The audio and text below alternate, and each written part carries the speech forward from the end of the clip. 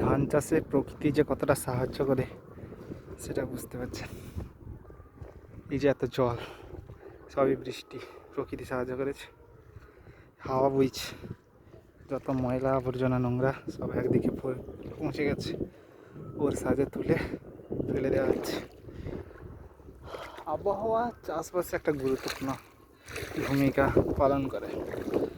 এই কাশ্মীরে যেসব চাষ হয় সেগুলো যদি আমরা গাঙ্গেয় সমভূমি থেকে করবো ভাবি, তার জন্য যে কৃত্রিম পরিবেশ সৃষ্টি করতে যে পরিমাণ খরচ দরকার, এটি চাষে লাভ করা সম্ভব নয়। আর এইরকম জল তুললে ভূগর্ভস্থ জলের পরিমাণ কত খারাপ হবে, অবস্থা খারাপ হয়ে যাবে।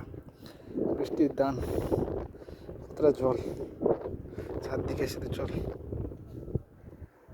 আর এই যে আবর্জনাগুলো হাওয়া না থাকলে পুরো ছড়িয়ে ছিটিয়ে থাকতো, একটা একটা করে তুলতে কত সময় লাগতো। হাওয়া আছে, এই জন্য এক পাশে এসে হাজির। ওই দিকটা আমরা পরিষ্কার করে নিয়েছি, আর এইটা পরিষ্কার করলেই ছুটি। আর এদিকে মাত্র দুজন লোক রয়েছে, যতটা ফাঁকা আছে কমপ্লিট করতে হবে।